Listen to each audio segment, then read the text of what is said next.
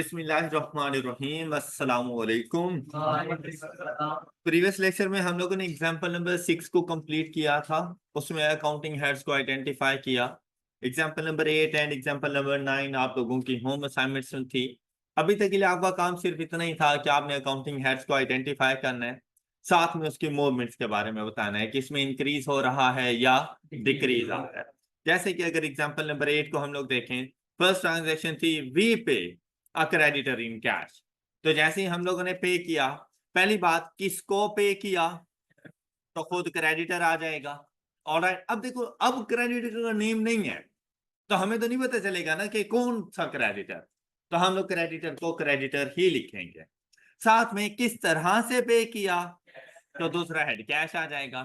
Creditor को पे कर देंगे तो इसमें भी डिक्रीज, और कैश के बैलेंस में भी डिक्रीज आ जाएगा। ये बात क्लियर होगी सब बच्चों को। ये दो हेड्स है जो आप लोगों ने आइडेंटिफाई करने थे। इसी तरह से both fixtures paying by cheque. अच्छा देखो, आइडेंटिफाई अकाउंट डेबिट क्रेडिट, ठीक है। बोथ फिक्सचर, तो जब फिक्सचर्स की बात आ गई तो ये हमारे एसेट्स हैं, non current asset. Fixtures fixtures ही रहेंगे हमारे पास। साथ में किस तरह से चेक, तो चेक की जगह पर हम लोग क्या लिख देंगे। अब अगर मूवमेंट की बात करें तो बैंक का बैलेंस डिक्रीज, लेकिन फिक्सचर्स का बैलेंस इंक्रीज हो जाएगा। ऑलराइट, अच्छा इसके लिए ना फिक्सचर, ये बेसिकली वर्ड यूज किया जाता है furniture, fixtures and fittings. Furniture, fixtures and fittings, ये तीनों ही नॉन करंट एसेट्स हैं। अब तीनों में डिफरेंस क्या है, जैसे कि ये जिन बेंचेस के ऊपर आप लोग बैठे हुए हो ये फर्नीचर है, मूवेबल हो तो फर्नीचर कहलाएंगे। जैसे सोफा वगैरह हो गए, फर्नीचर में आ जाते हैं। चेयर टेबल वगैरह मूवेबल होते हैं, ये फर्नीचर में आ जाते हैं। अगर यहां पर इन बेंचेस को जहां पे फिक्स कर दिया जाए जमीन के साथ, तो ये फिक्सर बन जाते हैं, मतलब इमूवेबल। अगर यहां पर हम लोग नट बोल्ट से लगा दें और इनको आप लोग मूव ना कर सकें और इसको जमीन के साथ फिक्स कर लें, तो ये फिक्सर्स बन जाते हैं। और अगर इनको दीवार के साथ फिट कर दें तो ये फिटिंग बन जाती है। जमीन के साथ फिक्सिंग, दीवार के साथ फिटिंग, और अगर मूवेबल हैं तो फर्निशिंग। बात क्लियर हो गई, तो हैं आपके नॉन करंट एसेट्स ही। तो आपने इसके हवाले से ज्यादा नहीं परेशान हो जाना कि ये क्या चीजें होती हैं। नेक्स्ट चलिएगा, कहते हैं बॉट गुड्स ऑन क्रेडिट। तो जब भी गुड्स की बात आती है और बाय करने की बात, हमने क्या चीज लेकर आनी है, और ये हमारे पास ऑन क्रेडिट है, तो साथ में हमारे पास कौन आ जाएंगे, हमारे क्रेडिटर। अब ये नहीं बताया कि कौन है, बताता तो मैं साथ में लिख देता, अदरवाइज अब सिंपल मैं क्रेडिटर ही लिखूंगा। परचेजेस में इंक्रीज हो जाएगा, साथ में क्रेडिटर्स के बैलेंस में भी। ये दो हेड थे जो आपने आइडेंटिफाई करने थे, ऐसे किया होगा आप लोगों ने। ऑलराइट, नेक्स्ट देखें, कहते हैं proprietor introduces further cash into the business. तो जब भी प्रोप्राइटर फर्दर कैश या चाहे इनिशियल कैश बिजनेस में इंट्रोड्यूस करवाता है तो हम उसको क्या कहते हैं, कैपिटल। तो कैपिटल का बैलेंस आपका इंक्रीज, और कैपिटल किस फॉर्म में आ रहा है, तो बिजनेस का कैश का बैलेंस इंक्रीज हो जाएगा। Clear. The next one is a bank lends us in, क्या मतलब, बैंक ने हमें लोन दिया। तो एक तो हम लोग किस फॉर्म में आया, तो हमारे कैश का बैलेंस, साथ में एक लाइबिलिटी क्रिएट होगी, और उस लाइबिलिटी का नाम क्या होगा हमारे पास, बैंक लोन या लोन फ्रॉम बैंक, और ये लाइबिलिटी इंक्रीज कर जाएगी। क्लियर हो गई ये बात। A debtor pays us by cheque, cheque के जरिए है तो बैंक का बैलेंस इंक्रीज हो जाएगा। किसने दिए, तो डेटर का बैलेंस डिक्रीज। सब बच्चों को अंडरस्टैंडिंग हो रही है ना। तो देखो, आज से 2 दिन पहले का लेक्चर देखो और आज का लेक्चर देखो, जमीन आसमान का फर्क है। क्या फर्स्ट डे आप लोगों को ये आइडेंटिफाई करना भी मुश्किल हो रहा था, और आज आप लोग खुद से बताए जा रहे हो। इसीलिए मैंने आपको फर्स्ट डे से कह रहा हूं कि मेरी अकाउंटिंग को सिर्फ टाइम देना, अकाउंटिंग खुद ब खुद आ जाएगी। फर्स्ट लेक्चर इतनी आसानी से नहीं समझ आता, और इससे पहले आप लोगों का कोई अकाउंटिंग का बैकग्राउंड भी नहीं है, तो इस वजह से टेंशन लेने की जरूरत नहीं है। देखिए भाई, जब हम लोगों ने चलना भी नहीं शुरू किया था ना, तो आपको पता है कि जमीन के बल भी हम लोग मतलब चलना शुरू कर देते थे, बस आगे बढ़ते रहते थे। लेकिन उसके बाद कैसे चलना शुरू किया है कि हर किसी को पीछे छोड़ देते हैं। तो यहां पर भी कोई बात नहीं, कभी गलतियां होंगी, कभी मिस्टेक्स वगैरह कर रहे होंगे, कभी गिरेंगे आप लोग, कोई बात नहीं होती। नेक्स्ट डे जब आप लोग आएंगे, अंडरस्टैंडिंग लेवल और ज्यादा इंप्रूव हो चुका होगा आपका, आपको सारी बातें समझ आ जाएंगी। सिर्फ अकाउंटिंग और टाइम दो, और ये अकाउंटिंग ऑटोमेटिकली हो जानी है।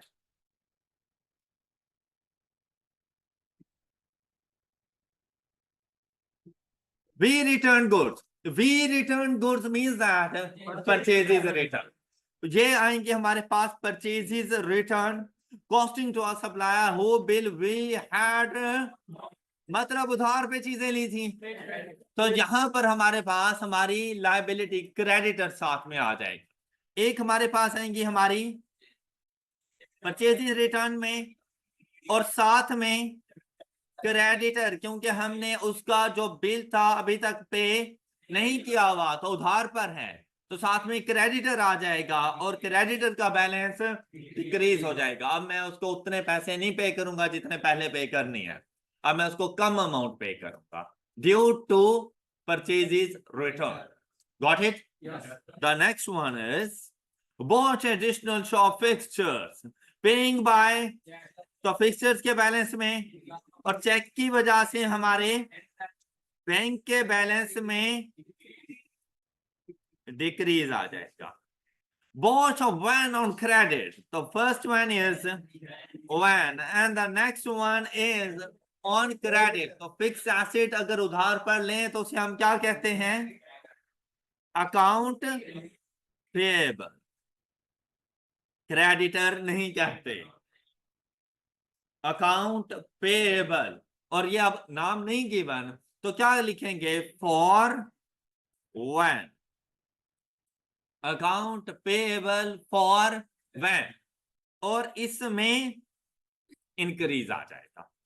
Repay by cash a loan on to bank, वो जो हमने बैंक से लोन लिया था वो हम लोगों ने रीपे कर दिया। किस तरह? तो कैश का बैलेंस, साथ में जो हमारे पास बैंक लोन है वो डिक्रीज। एग्जाम्पल नंबर 8 में कोई शो, तो वहां पॉइंट्स क्लियर। और अगर आपकी कोई मिस्टेक्स वगैरह थी तो आई होप आपने उसको ठीक कर लिया होगा। वैसे ज्यादा कोई मिस्टेक आई नहीं होगी आप लोगों की, ऐसे ही है ना? चले हम लोग चलते हैं नेक्स्ट एग्जाम्पल की तरफ, which is example number 9। Bought goods paying by cheque, purchases आ जाएंगे साथ में, परचेजेस में, और बाय चेक है तो सेकंड हेड आना था बैंक, जिसमें डिक्रीज हो रहा है। The owner put further cash into a business, capital increase। अच्छा, फिर आपने ये देखना है कि भाई कैपिटल आया किस फॉर्म में है, तो कैश का balance increase, sold goods on cash, तो एक तो सेल्स आ गई, सेल्स में इंक्रीज किस फॉर्म में? कैश, तो कैश का balance, sold goods on credit, sales आएंगी इंक्रीज ही होगा, लेकिन ऑन क्रेडिट है तो डेटर या ट्रेड रिसीवेबल का बैलेंस इंक्रीज हो जाएगा। बात क्लियर? अच्छा, next one, debtor return to some goods. अब डेटर ने रिटर्न की है तो सेल्स रिटर्न बन गई। अच्छा, फिर we agree to make an allowance for them, simply आपकी सेल्स रिटर्न है और जाके आप लोगों ने रिकॉर्ड कर देंगे। ऑलराइट, अब यहां पे क्या आएगा हमारे पास? सेल्स रिटर्न इंक्रीज, साथ में डेटर, और डेटर का बैलेंस डिक्रीज। Got it? बाकी ये अलाउंसेस वगैरह के बारे में इंशाल्लाह हम लोग चैप्टर नंबर 5 में पढ़ेंगे, तभी खुद को कंफ्यूज नहीं करना। नेक्स्ट चलते हैं, bought goods on credit, purchases increase हो जाएंगी और इसकी वजह से क्रेडिटर इंक्रीज हो गए. The owner takes out cash for his personal use is known as drawing.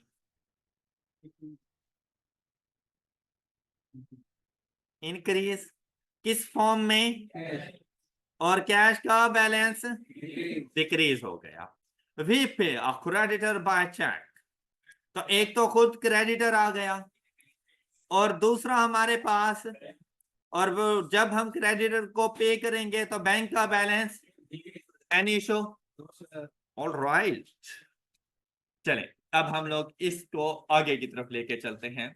मतलब इतना हम लोगों ने सीख लिया है कि जब भी कोई भी बिजनेस हम लोग स्टार्ट कर रहे होंगे, किसी भी बिजनेस की कोई बिजनेस ट्रांजैक्शन हमें दी जाएंगी, तो हम इस काबिल आज हो चुके हैं कि उसमें से हम लोग अकाउंटिंग हेड्स को आइडेंटिफाई करें और उनकी मूवमेंट्स का हमें आइडिया हो सके कि उनमें इंक्रीज आ रहा है या डिक्रीज आ रहा है. बेसिकली ये सब कुछ पढ़ने का मकसद क्या था वो अब हम लोग देखने जा रहे हैं. हम लोगों ने इन टोटल, आपको याद होगा कि 10 डेफिनेशंस पढ़ी थी. वैसे एलिमेंट्स ऑफ फाइनेंशियल स्टेटमेंट 5 थे, लेकिन हमने जब उनको थोड़ा एक्सपेंड किया ना तो वो टोटल हमारे पास 10 डेफिनेशन पढ़ी थी. कौन कौन सी?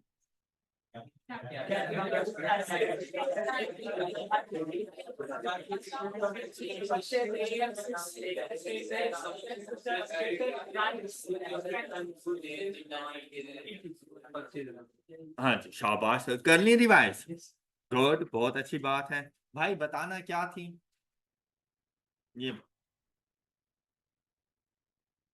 10 डेफिनेशन बताइएगा कौन कौन सी थी. तरह सीक्वेंस के साथ चलना है, उस तरह भूलती नहीं है फिर हमें. जी, सबसे पहले क्या करेंगे, बिजनेस में कैपिटल इंट्रोड्यूस कर दिया, शाबाश. नेक्स्ट, अब उस कैपिटल को यूज करना है, एसिड परचेज कर लिया. Second one is acids, third one is liabilities, fourth one is purchases, शाबाश. फिफ्थ वन नहीं, इनका रिटर्न कर दो पहले, कुछ डैमेज आइटम्स थी तो परचेजेस रिटर्न हो गई, शाबाश. सेल्स, सेल्स रिटर्न हो गई. अब इन सेल्स को करने के लिए कुछ एक्सपेंसेस करने पड़े, वो एक्सपेंसेस लेकर आ जाओ. ऑलराइट, फिर अदर इनकम, एंड जब इनकम हो गई है तो कुछ अपने लिए भी निकाल लो. राइट, 10 डेफिनेशन कंप्लीट हो. शाबाश, बैठो, वेल डन. अच्छा, अब देखें, अब हम लोगों ने ना इन 10 डेफिनेशंस को दो ग्रुप्स में डिवाइड करना है. ये जो 10 एलिमेंट्स हम लोगों ने पढ़े हैं, इन 10 एलिमेंट्स को ना हम लोगों ने group A and group B में जाके डिवाइड करना है, दो डिफरेंट ग्रुप्स में. और ये दोनों ग्रुप्स एक दूसरे के बिल्कुल अपोजिट हैं. एक मेल है तो दूसरा फीमेल है, एक राइट हैंड है तो दूसरा लेफ्ट हैंड, दोनों एक दूसरे के बिल्कुल अपोजिट है.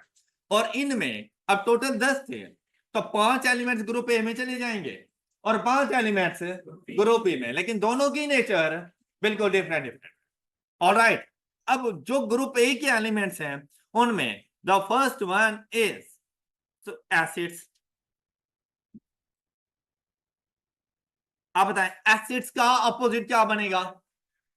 लायबिलिटीज. गुड, तो लायबिलिटीज चली जाएंगी ग्रुप बी में.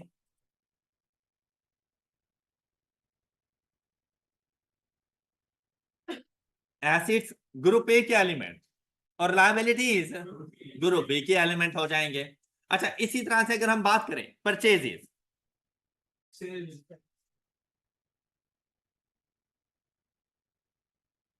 परचेज तो ग्रुप बी का एलिमेंट क्या बनेगा? अब इनके रिटर्न की बात करते हैं तो सेल्स और सेल्स रिटर्न भी तो एक दूसरे के अपोजिट ही है. तो अगर सेल्स ग्रुप बी में है तो सेल्स रिटर्न कहां पे होंगी? ग्रुप ए में. तो ग्रुप बी में कौन जाएगा? Purchases return. ग्रुप ए में हमारे पास आ रहे हैं हमारे एक्सपेंसेस, तो इधर क्या आएगा? Other income. देखिए भाई, आपकी मेन इनकम आपकी सेल्स होती हैं, ये सेल से हटकर, ऑर्डिनरी कोर्स ऑफ बिजनेस से हटकर जो दूसरी इनकम आपने अर्न की है वो यहां पर आएगी। Got it? मतलब जो आप लोगों ने ट्रेडिंग वगैरह की, गुड्स को सेल किया या सर्विसेज से अपना रेवेन्यू अर्न किया, वो सेल्स की कैटेगरी में जाएगा। लेकिन साथ में आपके बैंक डिपॉजिट कोई रखा हुआ था, उस पर आपको इंटरेस्ट मिला, आपके पास कोई एक्स्ट्रा शॉप थी, एक्स्ट्रा घर था, वो आपने रेंट पे दिया हुआ था, वहां से रेंटल इनकम मिली, वो आपके अदर इनकम की कैटेगरी में जाएगा। बात क्लियर? बात क्लियर?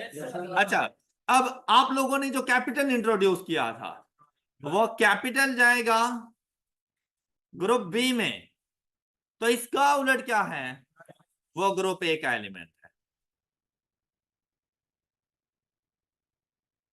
अच्छा, इनके ग्रुप्स नहीं चेंज कर देने। ऑलराइट है। अब अगर मैं आपसे ये पूछूं कि भाई ग्रुप ए के एलिमेंट्स कौन कौन से हैं, तो ऐसा नहीं है जैसे अगर मैं सिर्फ ग्रुप ए याद कर लूं तो बी ऑटोमेटिकली याद हो गया है। ग्रुप ए के एलिमेंट्स कौन कौन से हैं? Asset, purchasing, sales return, expenses, drawings. Alright, कौन कौन से? Asset, purchases, sales return, expenses, drawing. Drawing. तो ग्रुप बी के एलिमेंट्स कौन कौन से हैं? कोई बात नहीं, देख के पढ़ो, बस पढ़ो। ऑलराइट, बात क्लियर है यहां तक? अच्छा, अब हम लोग ये पढ़ क्यों रहे हैं? जब आप लोग ये आइडेंटिफाई कर लेते हो ना, तो आगे आपका काम बड़ा आसान हो जाता है। वो किस तरह से कि हम लोगों ने देखनी होती है अब इसकी नेचर। भाई हमेशा याद रखिएगा कि जो ग्रुप ए के एलिमेंट्स हैं वो डेबिट नेचर है।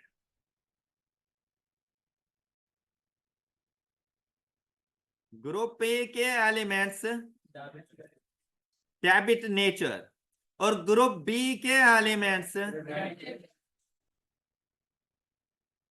Credit nature.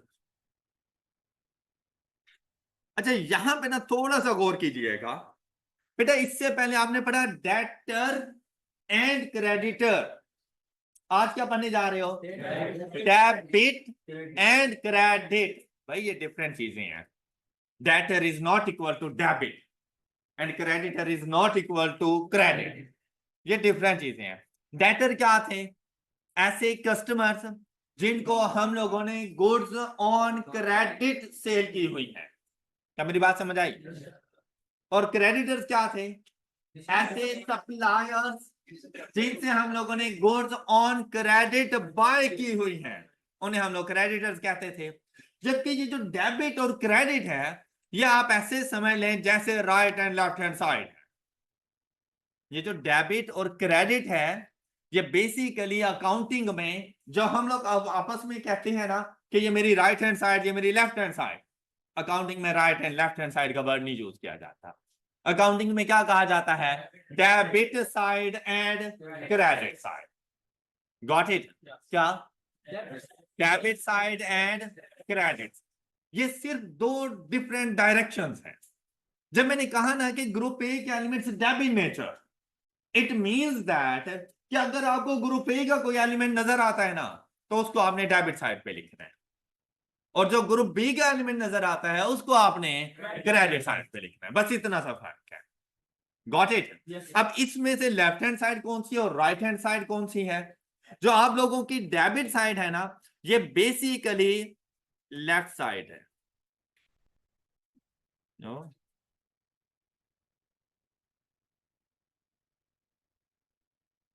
Debit side is left side and the credit side is right side.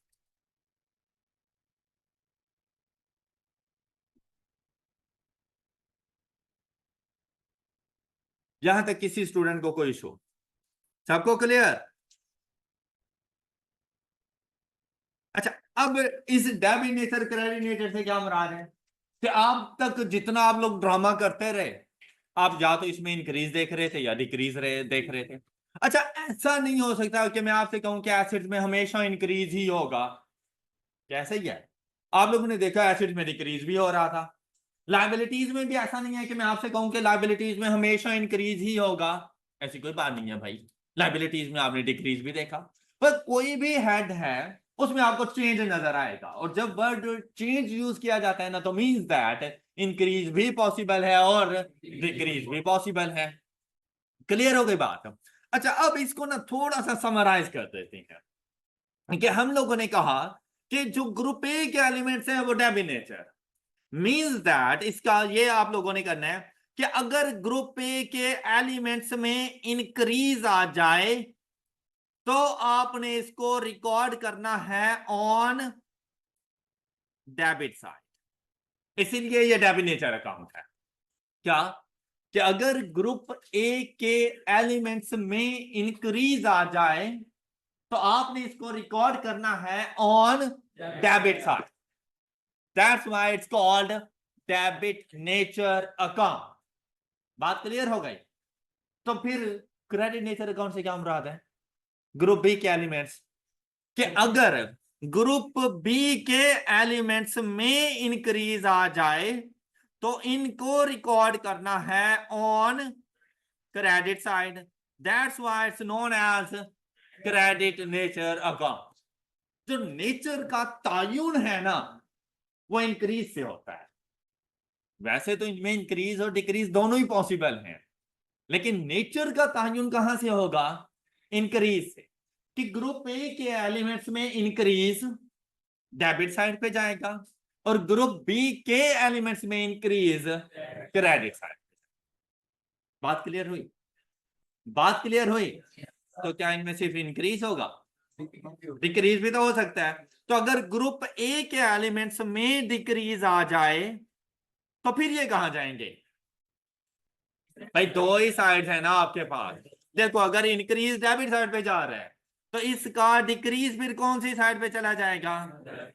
Credit side पर। और ग्रुप बी के एलिमेंट्स का डिक्रीज डेबिट साइड पर।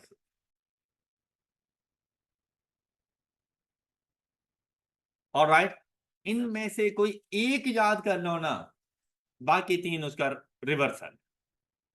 कोई सा एक याद कर लो तो बाकी तीन रिवर्सल। जैसे कि अगर मैं सिर्फ इतना याद रखूं कि ग्रुप ए के एलिमेंट्स में इंक्रीज डेबिट, क्या ग्रुप ए के एलिमेंट्स में इंक्रीज तो उनमें डिक्रीज, सिंपल सी बात हो गई। तो अगर ग्रुप ए के एलिमेंट्स में इंक्रीज डेबिट है तो ग्रुप बी के एलिमेंट्स में इंक्रीज तो उनमें डिक्रीज, खत्म हो गई स्टोरी। ऑलराइट, बात समझ आई? ये बेसिकली हम लोग पढ़ रहे हैं डबल एंट्री बुक कीपिंग। क्या पढ़ रहे हैं? Double entry book keeping. कोई भी ट्रांजैक्शन, बिजनेस ट्रांजैक्शन जो आप लोगों ने अभी देखी, उसमें हेड को आइडेंटिफाई किया हम लोगों ने। हर बिजनेस ट्रांजैक्शन के ना आपको डबल इंपैक्ट नजर आएगा। एक चीज अगर डेबिट हो रही होगी तो दूसरी चीज अंडरस्टूड क्रेडिट होगी। Got it?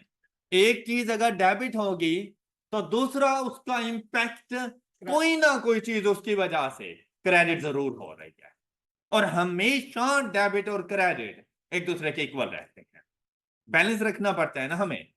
तो हमेशा डेबिट और क्रेडिट एक दूसरे के इक्वल रहेंगे। कोई एक हेड अगर आपने आइडेंटिफाई कर लिया कि ये डेबिट हो रहा है तो अंडरस्टूड है कि दूसरा हेड क्रेडिट। Got it?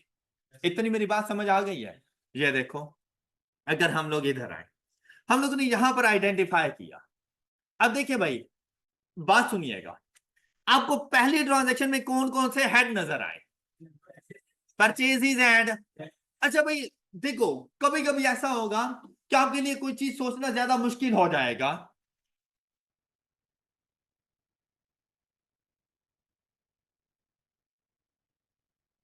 तो इसमें से किसी एक हेड को देख लेना। सपोज आपके जहन में परचेजेज का नहीं आ रहा कि परचेजेज पता नहीं डेबिट होनी है क्रेडिट होनी है। बैंक को सोच लो। बैंक क्या है हमारा? एसिड। बैंक क्या है हमारा? अब चाहे ये करंट एसिड हो चाहे नॉन करंट एसिड हो, एक जैसी नेचर है तो एसिड। और हमने क्या पढ़ा है कि एसिड में इंक्रीज होगा तो, लेकिन यहां पे क्या हो रहा है? और अगर एसिड में डिक्रीज आ गया तो क्रेडिट। तो बैंक को करेंगे तो फिर परचेजेस क्या हो जाएंगी? बस एक चीज ने डेबिट होना है तो दूसरी ने क्रेडिट। किसी एक को आइडेंटिफाई करो, दूसरा उसका ऑपोजिट है। बात क्लियर हो गई? अच्छा, डेबिट और क्रेडिट के लिए एक अगर डेबिट है तो दूसरा क्रेडिट, लेकिन ये नहीं है कि एक में अगर इंक्रीज है तो दूसरे में डिक्रीज होगा, एक में अगर इंक्रीज है तो दूसरे में भी इंक्रीज होगा, एक में डिक्रीज है तो दूसरे में भी डिक्रीज। भाई कुछ भी हो सकता है।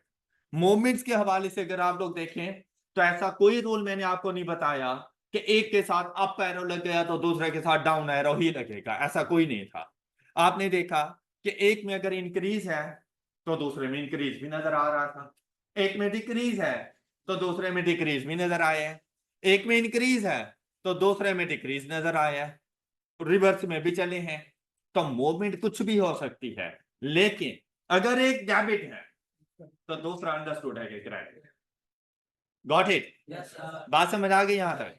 तो अब अगर यहां पे गौर करें, परचेज कौन से ग्रुप का एलिमेंट था और ए में इंक्रीज, तो बात सही नहीं हो गई हमारी, लेकिन हमने इसको पहचाना कहां से? बैंक बैलेंस से। क्लियर?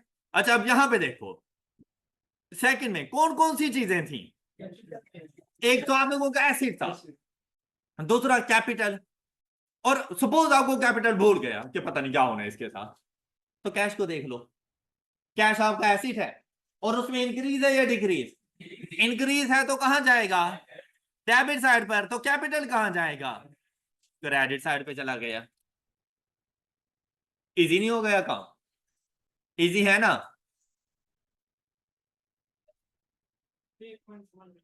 तो पूछो ना, कौन पूछेगा?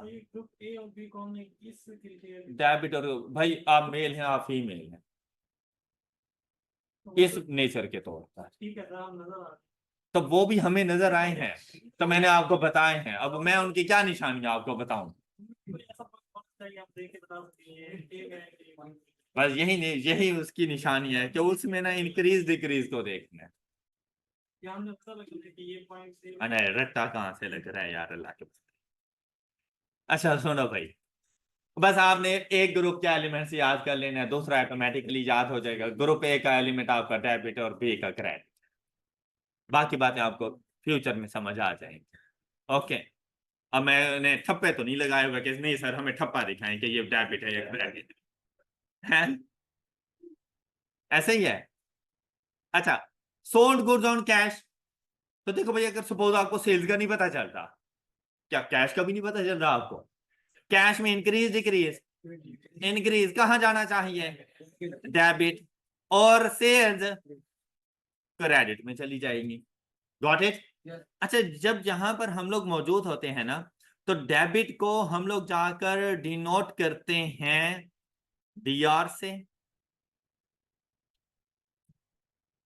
अब ये अकाउंटिंग का डॉक्टर है, डीआर, डॉक्टर नहीं पढ़ लेना इसको, ये है डेबिट। और क्रेडिट को हम लोग जाके शो करते हैं सीआर।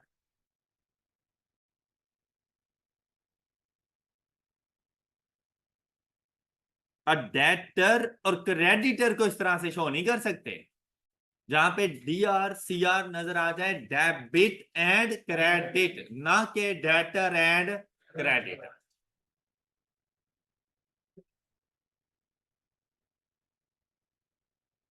अच्छा, अब मुझे बताएं फोर्थ ट्रांजैक्शन, जी भाई कौन डेबिट और कौन क्रेडिट? फोर्थ ट्रांजैक्शन, एक तो आपके पास सेल्स हैं इंक्रीज हो रही हैं और दूसरा आपके पास डेटर है।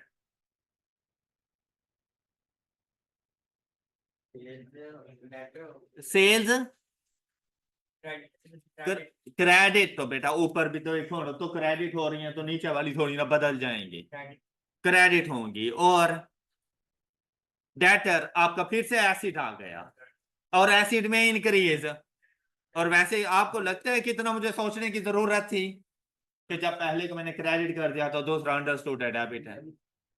क्लियर? बैठो। अच्छा, अब मुझे बताएंगे, हाँ जी आप बताएं फिफ्थ ट्रांजैक्शन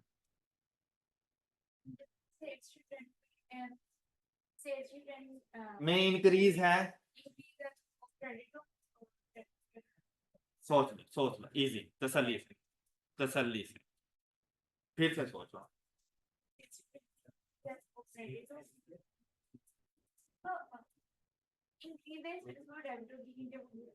हाँ गलत बोल रही हो, क्या हो गए हैं,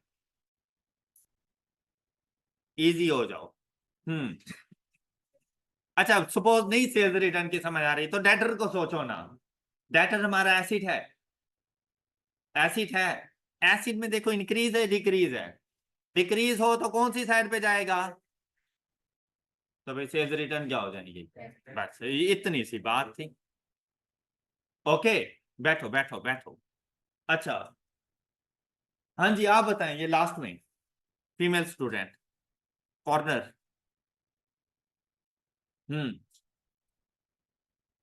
6th नंबर बताएं जी। परचेजेस डेबिट है, ओके जी, क्रेडिट है। अब देखो क्रेडिट हमारी लाइबिलिटी थी और लाइबिलिटी में इंक्रीज, ये ग्रुप बी का एलिमेंट था, ये क्रेडिट है, और जो हमारे पास हमारी परचेजेज हैं ये ग्रुप ए का एलिमेंट था, तो ये डेबिट साइड पे चला जाएगा। क्लियर हो गई बात, क्लियर। अच्छा जी अब हमें बताएंगे ये second last,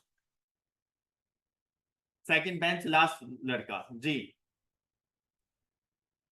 7th number drawings and cash बताएं बच्चे। जी शाबाश, हाँ शाबाश क्या बात है आपकी, तो डेबिट हो जाएगा, वेल डन बॉय। बैठो हाँ जी व्हाइट शूट 8th।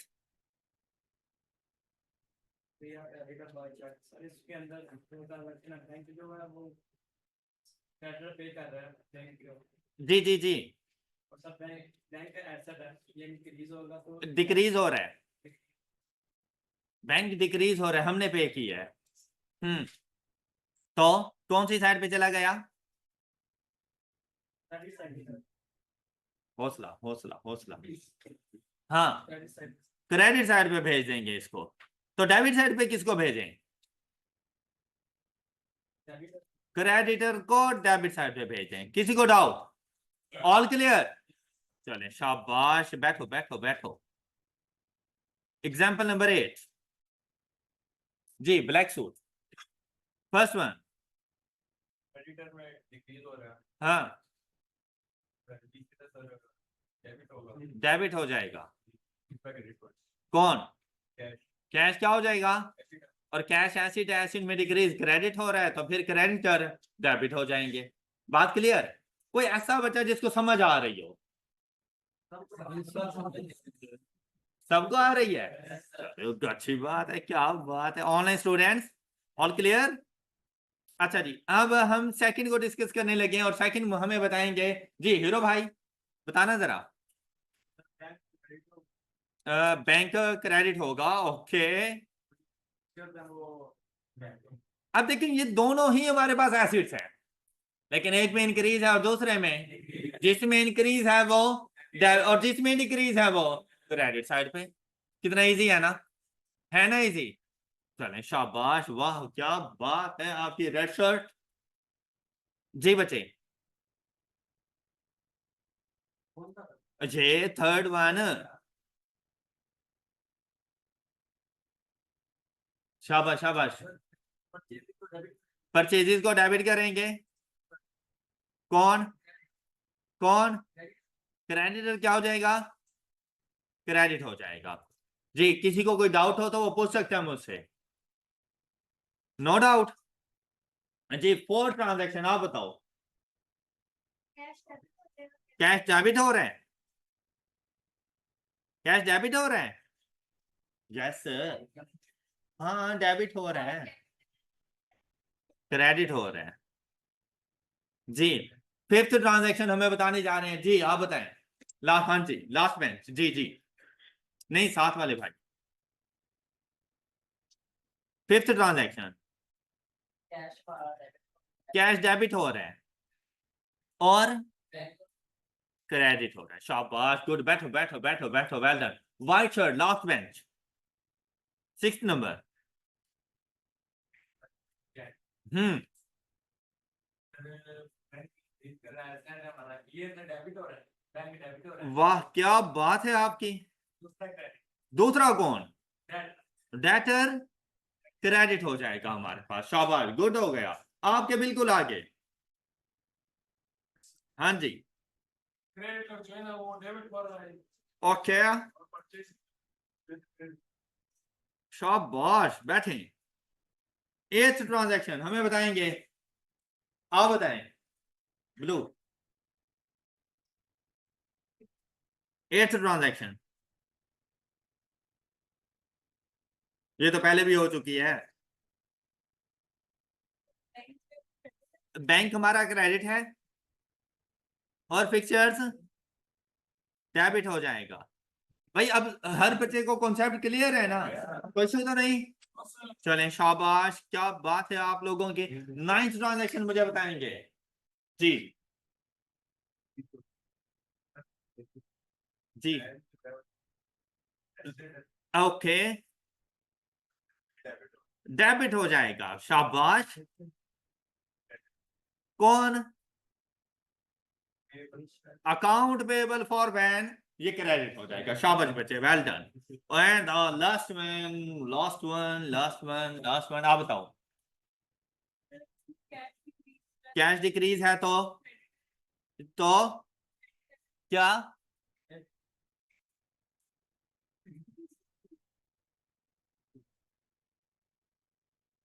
क्या क्रेडिट है? हाँ, आपको पता चला पहले क्या मिस्टेक कर रही थी। चले, शाबाश, क्या बात है आपकी। आगे, हाँ, वो डेबिट हो। ऑल राइट, कितना इजी काम है ना ये। अच्छा, वैसे मजे का काम नहीं है ये, क्या डेबिट क्रेडिट करते रहो हैं। तो बेसिकली मैंने आपको ये पढ़ाया है, डबल एंट्री बुक कीपिंग, आपकी स्टडी टेक्स्ट में से ये वाला पॉइंट मैंने आप लोगों को पढ़ा दिया है। अब एक मरतबा जरा इसकी आप लोग रीडिंग करें, शाबाश।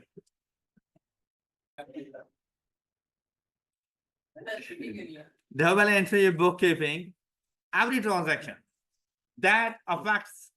अब देखो हमारे पास एलिमेंट्स ऑफ फाइनेंशियल स्टेटमेंट कौन कौन सी थी? बेसिकली 5। क्या? Assets, liabilities, capital, expenses, income. तो यहाँ पे वही बात कर रहे हैं कि हर ट्रांजैक्शन हमारे एसेट्स, लायबिलिटी, कैपिटल, इनकम और एक्सपेंसेस को अफेक्ट जाके करती है। तो हम लोगों ने यही सब कुछ तो पिछले 2-3 दिन से कर रहे हैं कि हर ट्रांजैक्शन हमारे इन्हीं 5 हेड्स को कहीं ना कहीं जाके अफेक्ट कर रही है, उनमें इंक्रीज डिक्रीज लेके आ रही है। फिर कहते हैं must have an offsetting effect तो मेंटेन द अकाउंटिंग इक्वेशन। अब हम लोगों ने ना बेसिकली, जैसे मैंने आप लोगों से जैसे कहा कि हम लोगों ने बैलेंस रखना होता है कि डेबिट और क्रेडिट साइड को इक्वल रखना होता है। At the end debit side का टोटल क्रेडिट साइड के टोटल के इक्वल आता है। तो जितनी अमाउंट से डेबिट हो रहा होता है ना, उतनी ही अमाउंट से वो ट्रांजैक्शन क्रेडिट भी हो रही है आपके पास, इसीलिए ऑफसेटिंग इफेक्ट इसे कहा जाता है। फिर कहते हैं every transaction must be recorded entered in at least 2 places. और अभी तक अगर आप लोग देखें, हम लोग ने जितनी भी एग्जांपल्स की हैं, हर बिजनेस ट्रांजैक्शन में ना 2-2 अकाउंट्स हम लोग फाइंड कर रहे थे। तो हर ट्रांजैक्शन कम से कम 2 जगहों पे जरूर जाएगी, 2 से ज्यादा भी आएंगे। जब हमारे पास जरा कॉम्प्लेक्स ट्रांजैक्शंस होंगी, तब 2 से ज्यादा अकाउंट्स भी एट अ टाइम बन रहे होंगे, 2 से ज्यादा चीजें भी शामिल होंगी, 3 होंगी, 4 होंगी। उनमें से हम लोग देखेंगे कौन कौन डेबिट हो रहा है, कौन कौन क्रेडिट हो रहा है, वो बात की बात है। लेकिन अभी जरा सिंपल देखें तो हर ट्रांजैक्शन ना 2 जगहों पे जरूर जाकर रिकॉर्ड होती है, डेबिट के लिए भी और क्रेडिट के लिए भी, in at least 2 places. The process of doing this is called double entry bookkeeping। अब आप लोगों ने डबल एंट्री बुक कीपिंग की ये डेफिनेशन बस इसी तरह याद रखनी है कि कोई भी ट्रांजैक्शन, देखो बस इतना याद रखना कि कोई भी ट्रांजैक्शन है वो हमेशा ऑफसेटिंग इफेक्ट रखती है, क्योंकि वो हमारे एलिमेंट्स ऑफ फाइनेंशियल स्टेटमेंट्स को अफेक्ट कर रही होती है। और यहाँ पर आप हम लोगों ने अकाउंटिंग इक्वेशन को मेंटेन करना होता है, इसीलिए हम लोग इसको डबल एंट्री बुक कीपिंग कहते हैं कि कोई भी ट्रांजैक्शन होगी वो एटलीस्ट 2 हेड्स में जाएगी, इसीलिए डबल एंट्री बुक कीपिंग इसको कहा जाता है। बात क्लियर हो गई? बात clear? Next, rules of debit and credit.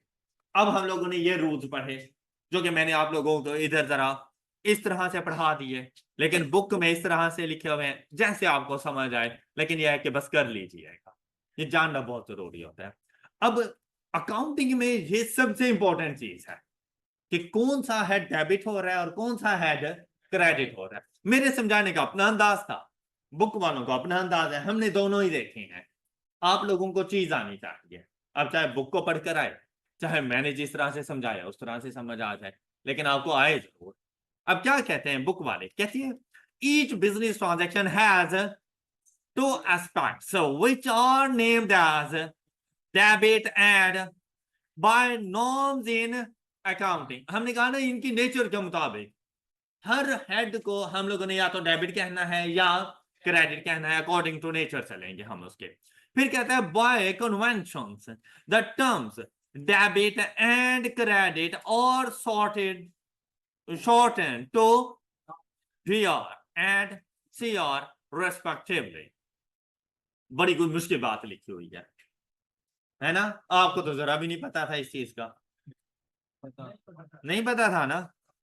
अच्छा, फिर इसने क्या कहा, total debit entries and total credit entries must always be this maintaining the, ये भी आपको नहीं मालूम था, डेबिट किसी और से कर देंगे, क्रेडिट किसी और से कर देंगे, हैं? कैसे ही था, बोला करो ना यार।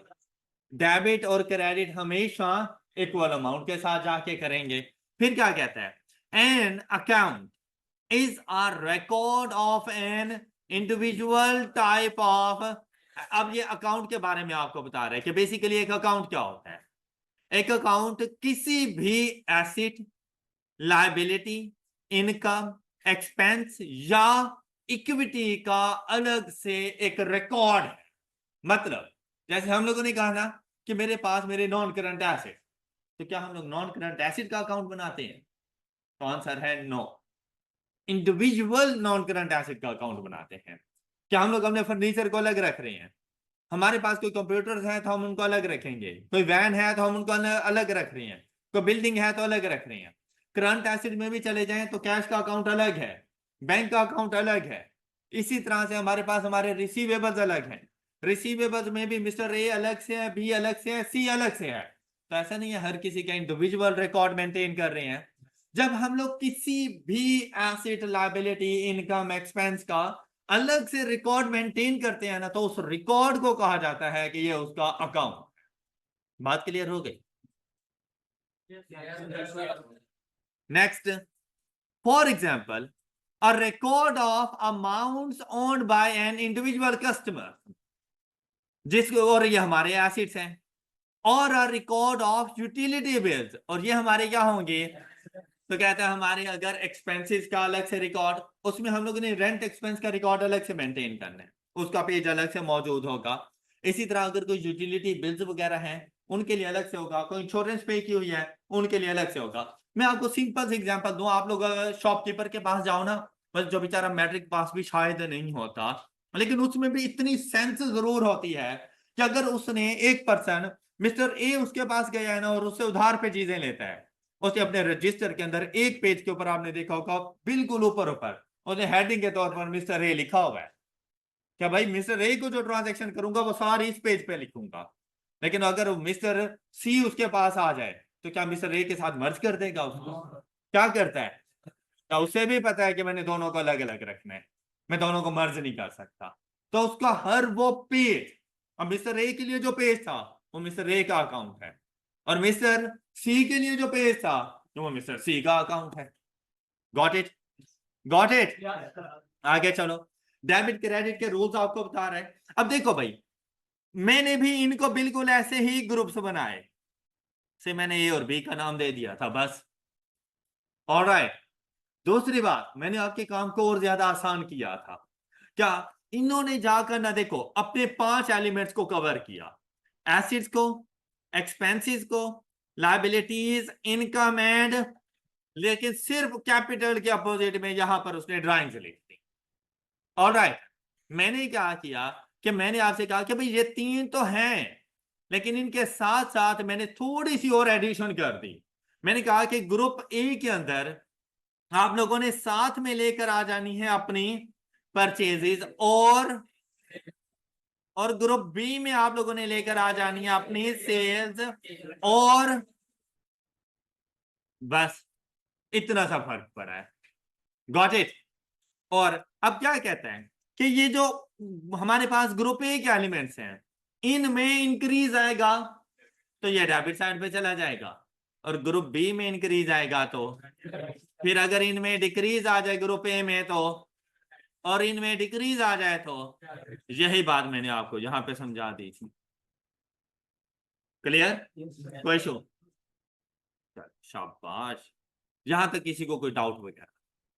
अब आप लोगों ने एग्जाम्पल नंबर 6 में वैसे तो हेड फाइंड की यही थी आप लोगों ने, लेकिन अब जरा अच्छे तरीके से जाकर एग्जाम्पल नंबर 6 के हेड वो जो पहले से फाइंड किए हुए हैं आप लोगों ने, अगर अच्छे से नहीं मेंटेन किए हुए तो दोबारा से लिखेंगे आप, और अगर अच्छे से पहले से ही मेंटेन किए हुए हैं तो सिर्फ उनमें से डेबिट और क्रेडिट को आइडेंटिफाई करना कि कौन सा हेड डेबिट हो रहा है और कौन सा हेड क्रेडिट, सिर्फ इतना आप लोगों ने आइडेंटिफाई कर लेंगे। That's all for today. अपना बहुत सा ख्याल रखिए, नेक्स्ट लेक्चर में मिलेंगे। अल्लाह हाफ़िज़।